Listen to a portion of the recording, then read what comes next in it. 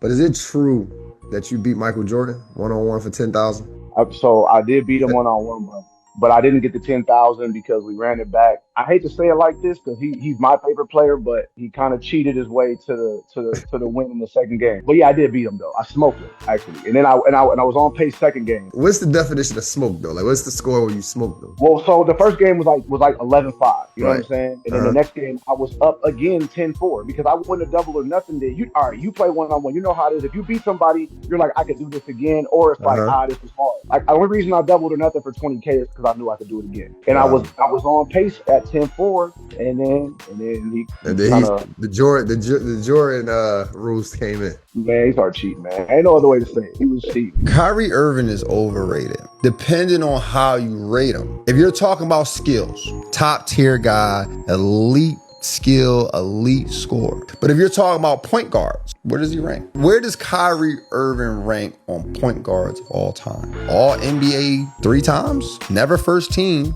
Been playing for 14 years, average 27 a couple times, haven't played full seasons for the most part of his career. Great skills though, great skills without a doubt. But when you talk about elite point guards of all time, where does Kyrie rank? Where does Klay Thompson rank when it comes to shooting guards? He ain't better than MJ. He not better than Kobe. Not better than Wade. Allen Iverson, Harden, McGrady. Now you too young for Clyde Drexler. Vince Carter. You too young for Mitch Richmond. Brandon Roy. Now Brandon Roy, you probably don't know Brandon Roy. Brandon Roy got hurt. But if we look at ability wise, if we was at draft day, you would pick Klay Thompson over Brandon Roy? Donovan Mitchell. Klay better than Donovan Mitchell. Are you picking Klay over Devin Booker? Would you put Klay Thompson over Bradley Beal? Bradley Beal was a beast. You talk about Bradley Beal at one point averaged like 28 points. You talk about Donovan Mitchell, who one point averaged 26, 27 points. You'll have no proof that Klay Thompson can put a team on his back and take him anywhere. I didn't say he's the best 3-point shooter. I said shooting guard. There's tangibles when a shooting guard, getting to the basket, shooting threes, playing defense, being able to create your own shot. So you think he's better than Reggie Miller? You got Klay Thompson over Reggie Miller.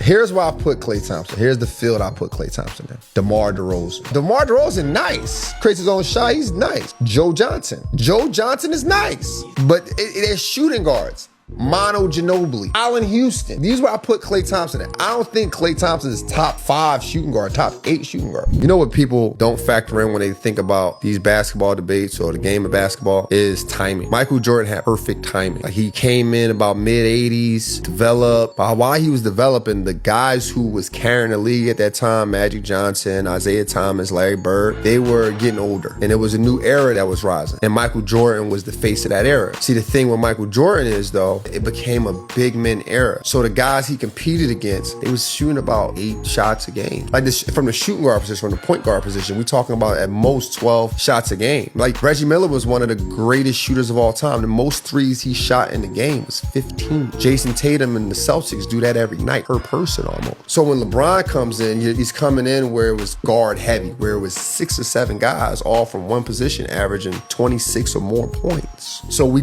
compare then versus now. I don't think we'll ever see another dominant performance like we did in Jordan because everyone can do everything now. When Jordan played, if the big man took more than 3 dribbles, the coach is calling timeout immediately. Now you got Jokic playing center point almost. It's just a different ball game, and I don't think people understand that it's about timing. This day and age, you're not going to get one person or a team to dominate for 6 years. You're not going to get it because everyone can adapt, everyone can dribble, everyone can shoot. So it was a little harder to accomplish the things that the people before them accomplished. These guys is not built for pressure. When we was growing up, we wasn't playing ball with no trainer and all that shit.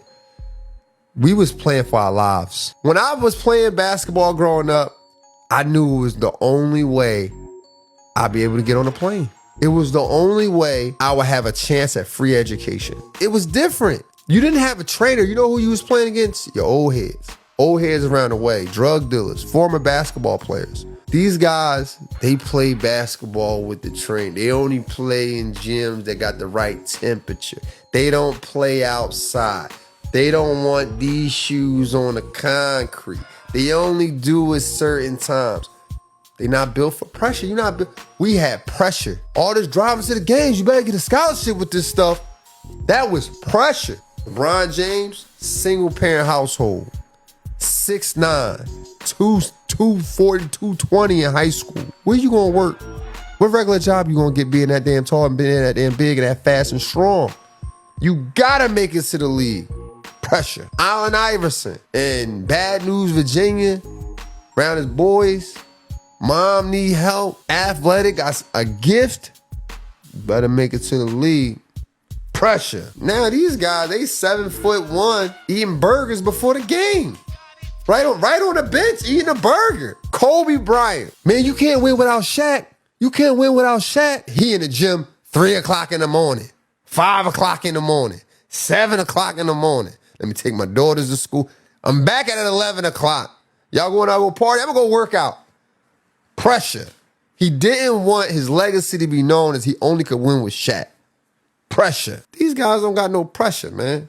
They ain't used to the pressure. We debate this Jordan and LeBron thing. I don't think we're really debating the skill set. We know LeBron is a better all-around player. He can pass, he can shoot, he can do all these things, right? The stats speak for itself. LeBron's shooting percentage on the three-point line is better. Field goals is better. What you're debating is a story. The story of Jordan being this underdog who didn't make the high school team, had to do 3 years in college, and then he came in and was the man. He was the face of the league. LeBron's Did story, he come in and be the man, though? No, he wasn't the man. He wasn't, but here's the thing. He had to wait for Larry. He had to wait for those guys to leave, 100%. But it was perfect timing for Jordan because when Larry and them guys left, NBA did a $600 million deal with NBC that opened up the market. Yep. So if the big dogs is leaving, who's the next dog? It's Jordan, the guy who comes in the league and averaged about 37 points or whatnot. They messed LeBron's story up because he comes from a single parent household, but they had him the chosen one. They had him the king. And you know, like I know, people hate when you have confidence. People like the shut up and dribble idea. Alex Caruso was in a press conference and he said, now I have a real championship.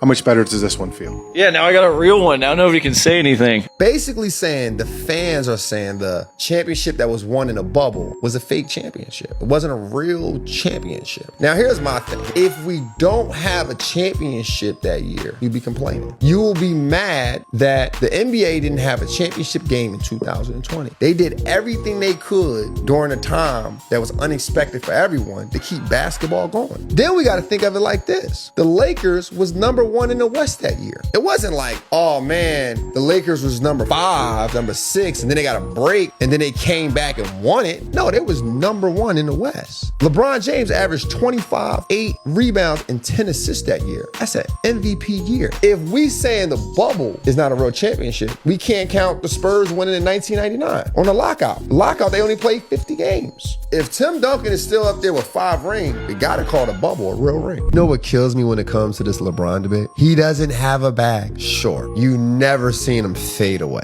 You've never seen him shoot from the logo. You never seen him come down the court, split a screen. He does not have a bag. Like, let's be honest, he's 6'9" and 240. At the end of the day, he's doing all the things I just mentioned, but he really don't have to. He's the biggest guy in his position. As a coach, if I had a kid on my team who was the tallest person on the court, or maybe he's tall for his position, I'm not interested in him playing like Kyrie Irving. Kyrie Irving plays like Kyrie Irving because he has to play like Kyrie Irving. LeBron James don't need to do that. He don't need a bag. You want entertainment. He's playing basketball. The issue with young players in their development is they don't believe that basketball is simple. Their first introduction to basketball is the entertainment part. You fall in love with the jelly. You fall in love with all that kind of stuff, right? But at the end of the day, it's just a layup. You fall in love with the step back. So you're just practicing step backs. But most of the game is catch and shoot. One dribble pull up, backdoor cuts. So when kids start to play, they want to do what they see on TV. They want to do what's entertaining. But the game is pretty simple. Let's think about it. Michael Jordan is considered the best player of all time. He didn't have no cones. He didn't have trainers. He had will and just shot a lot of shots and some God-given ability. Very simple. All the other stuff came because it was his natural movement. Yeah, sure, I'm pretty sure he practiced a reverse layup. I'm pretty sure he practiced a couple dunks here and there. But But for the stuff that got him to where he was, it was the simple stuff. And kids got to understand, basketball is simple. The people in my comments think they slick.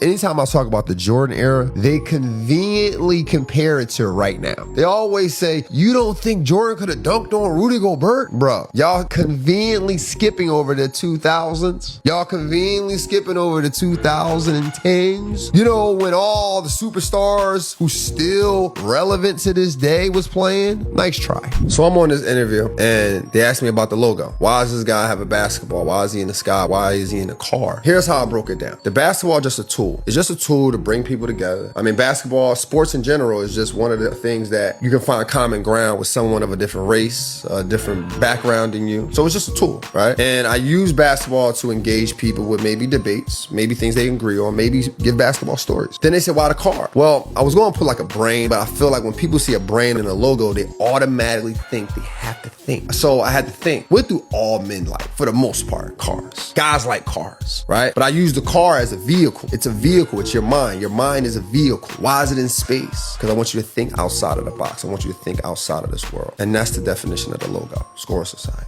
One night, we in the club. Me and my boy, we on the dance floor, and all of a sudden, like roaches, bro, all the girls leave the dance floor. And we see it's Jordan. All the females flocked over there. The next night, same thing. We dancing, and these girls just leave the dance floor like roaches again. Roaches, bro. Compared to girls and roaches, we gotta relax. I'm not saying the women are roaches. I'm just saying they just scattering. Me and my boy go, if he comes again, dog, we're gonna have to have some words. Third night, same thing happens again. And we were like, yo, we go there. And at the time, his ex-wife is now at the club. So we see her. She looks, she go, y'all young brothers want to talk to Michael? Yeah. We'd like to talk to Michael. She go, Michael, these young brothers want to talk to you. He looked at us and went about his business, back on his phone, right? He gets off the phone. He's like, what y'all little want? Y'all want an autograph or something? My boy being from New York, when he heard that, it's like he turned red. F no, we don't want no damn autograph. We need you to get the hell up out the club. Like that. Yo, man, you come up here. You from Brooklyn, you see two black brothers, the only two black dudes in the club, and you want to show us no love? Look, I got your original twos on my feet. I paid $5,000. Jordan looked at his feet, he go, so I got them too. Man, what the hell y'all want, man? I ain't got no time for this bullshit. What do y'all want? Y'all want an autograph? I was like, no, man, I don't want no damn autograph. And he's like, all right, man, I ain't got nothing for y'all. He said that. He went back on his phone with his earbuds, and we was like, damn. Jordan's an asshole, man. Mike Beasley is the definition of, if they don't let you in the front door, build your own house. Like, you talking about a guy who was a killer at Kansas State, like averaging 26 points, 12 rebounds, played 1 year there. If you remember that year, him and Kevin Durant was must-see TV. And you talking about a guy who everyone clearly knows he's talented, and he didn't get his fair shake in the NBA. Like, he had a couple good years, but Kevin Durant's still shaking and moving. Kevin Durant got sneaker deals. For those two guys to be neck and neck in college, and one guy is still in the league and still being talked about on a nightly basis by the bigger networks such as like ESPN or whatnot, and someone else who is just as talented, not in the NBA at all, haven't been in the NBA for about 5 years, and we're all locked in watching them play one-on-one. That's the definition of, when they don't let you in the front door, forget them. Just build your own house. If he play anyone one-on-one from here on out, it's must-see TV. Shout out to Mike Beasley. That was a great one-on-one between him and Lance Stevenson. I would like to see more of that. That was dope. Marcus Cousins gets into an altercation with a fan. Can't teach an old dog new tricks. From a fan perspective, it always seems like he has a chip on his shoulder. Seems like he always got something to prove. Here's a guy who we could really consider the best center power forward from 2014 to 2018. Still able to play, but not in the NBA. Attitude. When you have the wrong attitude, when your attitude speaks louder than your skills, you're going to find these problems. You're going to find these troubles. And I'm not judging them. I don't know what happened. I don't know what the person said. But listen, man, you are an athlete. You get paid money to play basketball. You are a professional athlete. This comes with the game. You know what helps Kawhi Leonard's career? Is he's quiet. No one knows what he does outside of basketball. Doesn't do any interviews. Don't see him doing much. What hurts other guys' career When they miss games, they do a podcast. They do an interview. If Kawhi Leonard had a podcast, he's cooked. The most common is 2011 playoff. Everybody, JJ Murray, Oh, yeah. stop. But then it's like, only way the 2011 situation is relevant is in 2011. Every player had a series where you're like, yo, what happened? Kobe Bryant had the series with the Suns where he was they was up 3-1. He didn't want to shoot no more. Shaq had the series with Hakeem Olajuwon, right? But he ended up winning more rings. Jordan lost to the Bucks the first round and all that. Like, every player has these series where they don't do the best, but you can't say that's their legacy. That can't be the face of their legacy. 2011, you got to figure, nobody thought Dallas would win the championship. They beat the defending champion Lakers. They beat the Spurs. It's just the media part that's keeping it hype. Here's something I never do. I never listen to people who haven't did it. If you haven't done it, what can you tell me? You haven't been through the emotions. You haven't been through the development process of it. So the only thing you doing is treat me like a guinea pig. Go do this and you do that, and if you do this and I saw somebody over here did that, I'm not your guinea pig. If you haven't done it, I don't want to hear it. Because it's easy to say what to do rather than actually doing it. Brainwash, I think, elite. Larry Johnson's versus the Reebok Kamikaze. Which one you got? I'm going Sean Kemp.